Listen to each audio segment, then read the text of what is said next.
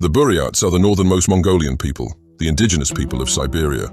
The people were formed and settled in the area of Lake Baikal, where ethnic Buryatia is located today. Previously, the territory was called Bargudzhin-Tokum. The ancestors of this people, the Kurykans and Bayyrku, began to develop the lands on both sides of Lake Baikal, starting in the 6th century.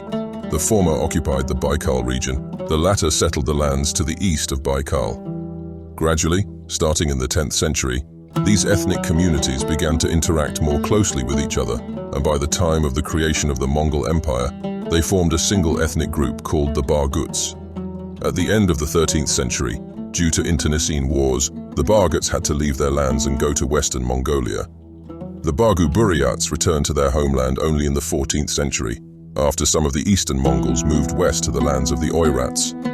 Later, the Khalkhas and Oirats began to attack them. As a result, some of the Bargu-Buryats came under the influence of the Khalkha Khans, and some became part of the Oirats. Initially, like many Mongolian tribes, the Buryats professed shamanism. At the end of the 16th century, Buddhism began to spread in Buryatia, and since the 18th century, Christianity began to actively develop.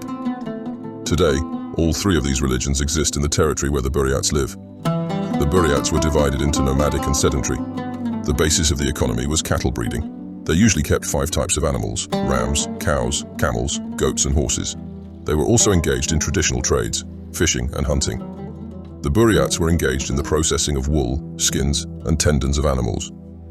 Bedding, saddlery, and clothing were made from skins. Felt, materials for clothing, hats and shoes.